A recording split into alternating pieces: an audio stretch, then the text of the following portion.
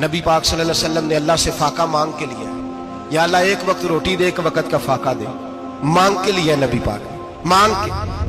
حضرت ابو ہریرہ فرماتے ہیں مجھے بھوک لگی، میں حضرت عمر کے پاس گیا، ان سے مسئلہ پوچھا۔ ان کا رواج تھا جب میں مسئلہ پوچھتا تو پہلے روٹی کھلاتے۔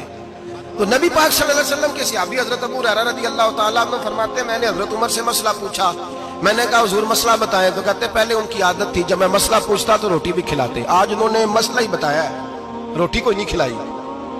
تو مجھے کہنے لگے ابو ہریرہ تو سوچتا ہوگا روٹی نہیں اس نے پوچھی، تو نے کب سے کھانا نہیں کھایا؟ میں نے کہا صبح سے۔ تو جناب عمر کہنے لگے میں نے کل صبح سے نہیں کھایا، چل ابو بکر صدیق کے گھر مسئلہ پوچھتے ہیں۔ کہتے جناب صدیق اکبر کے دروازے پہ گئے، جا کر کے ان سے مسئلہ پوچھا۔ ان کی بھی عادت تھی جب کوئی مسئلہ پوچھنے جاتے تو دسترخوان بچھا لیتے، کہتے آؤ روٹی بھی کھلاتا ہوں مسئلے بھی بتاتا ہوں۔ کہتے ہیں گئے تو انہوں نے بھی مسئلہ بتایا، روٹی کوئی نہ پوچھی۔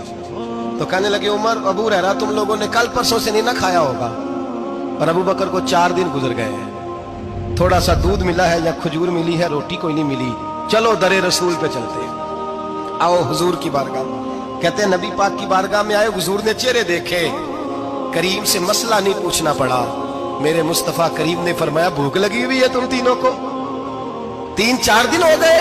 اللہ کے رسول نے فرمایا مجھے پورا ہفتہ ہو گیا ہے۔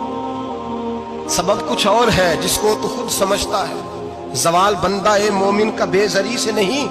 فرمایا حضور نے 3 دن بیت گئے، چلو۔ میرا بے تکلف صحابی ابو الحسن انصاری، وہ بڑے نصیب والے ہوتے ہیں جن کو میرے نبی پاک خود کہتے تھے کہ تیری فلانی ذمہ داری ہے۔ اس زمانے کا تو کسی کو کہہ دیا جائے یہ تیری ذمہ داری ہے تو کہتا ہے یہ تو پھٹیکے ڈالنے لگ گیا، یہاں سے تو چھٹی کر جانی چاہیے۔ خوش ہوتے تھے صحابہ کہ ہماری ذمہ داری لگی۔ کہتے ہیں حضرت ابو الحسن انصاری کے گھر گئے، نبی پاک نے فرمایا بھوک بڑی لگی ہے کھانا لا۔ کہتے ہیں حضور نے اسے کہا تو اس آدمی کو تو وجد ہی ہو گیا، اس نے کہا میرے اتنے نصیب کہ حضور کا یہ کھانا کھلا۔